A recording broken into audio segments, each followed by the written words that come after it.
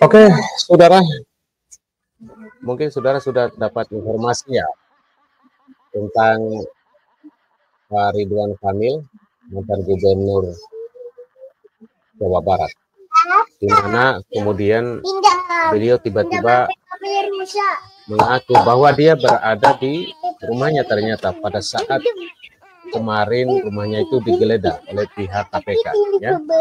Dan saudara sekalian, yang lebih mengagetkan, ya, yakni pihak KPK pada saat melakukan penggeledahan, ya, itu Ridwan Kamil ngaku tak tahu namanya terseret kasus dugaan korupsi.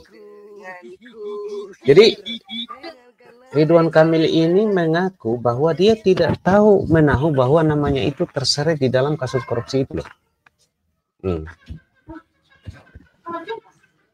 Mau pergi sebentar. Dan oleh karena itulah saudara dan sahabat sekalian, kemarin publik pada akhirnya memperdebatkan bahwa di mana keberadaan Ridwan Kamil ini pada saat terjadi penggeledahan di rumahnya.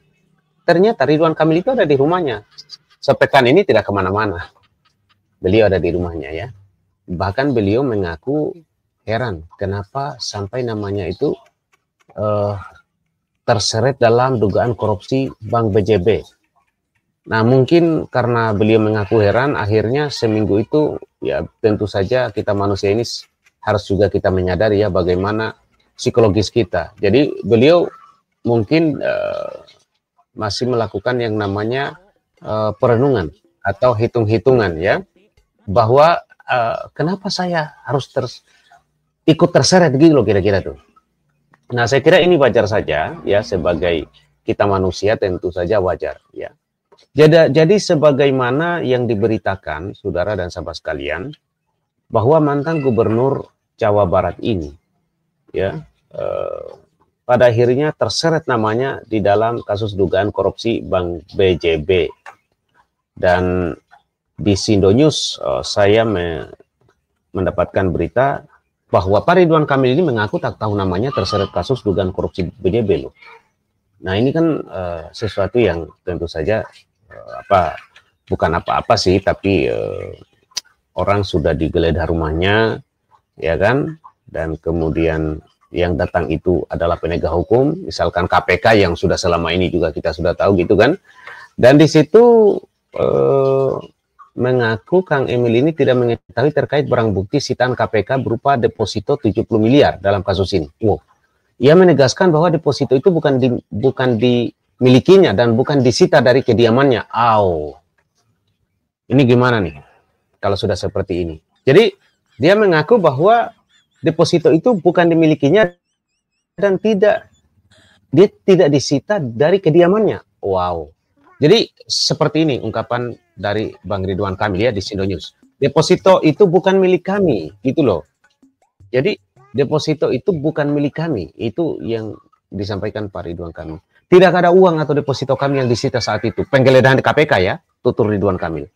Sebagai informasi ya, KPK ini telah menetapkan 5 tersangka dalam perkara dugaan korupsi Bank BJB. Mereka diantaranya itu mantan Dirut Bank BJB Yudi Renaldi, pimpinan divisi Corporate Sekretari BJB Widi Hartoto, Ikin Asikin Dulmanan, Suhenrik, dan Sopan Jayakusuma yang merupakan dari pihak swasta.